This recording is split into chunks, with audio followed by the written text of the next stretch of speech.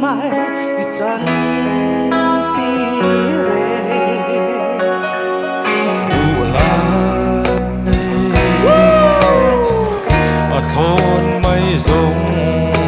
cất chân tí lâu mel maan ka kan karaan le nang ken na ture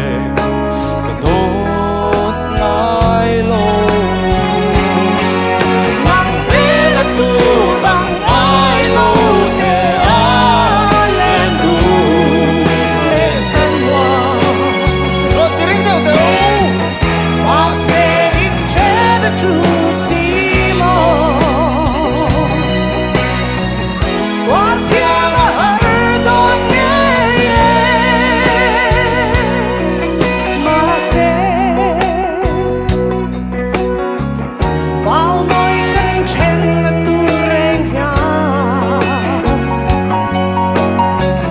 qua đun đã xiang bị kering hay lo in trên đàn băng trà tia har đê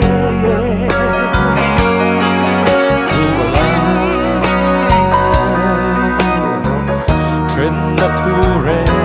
xoay cả doa lâu hôm rây lâu tê mình lâu bạc lệ la qua nô thu rèn i đón đun gió căng bằng thế đất thu thằng ai lâu tê ai lệ thu lệ chân hoa mà sẽ in trên là true siêu qua thiên hở đón nghe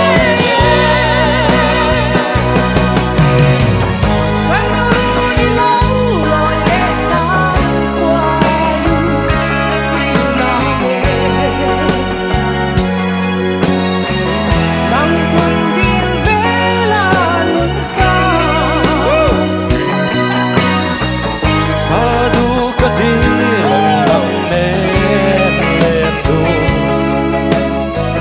chút tình hôn hôn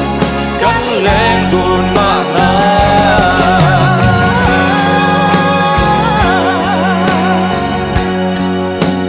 nên là tu tặng ai ngô để ai lên đủ lên thân hoa mà sẽ in trên là true siêu qua thiên hở đón nghe nắng vàng ở ngoài thì cả núi rung lên gian một chi đã hở tình sông tê hồn hiang liang cuối thoại xê hằng lâu tê đã lên căng mắt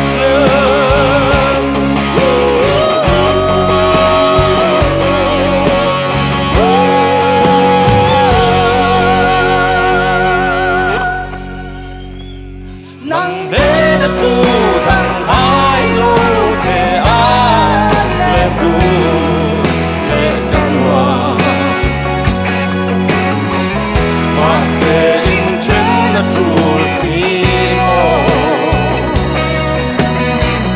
qua thiên hở đón nghe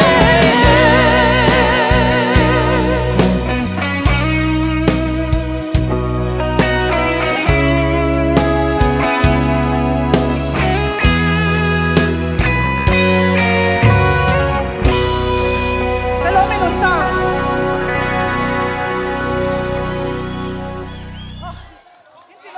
cái lom lúc thuộc mà sẽ ăn ai vắt choang anh tầm bông cái dẫn đến chú cần ra hết mình ô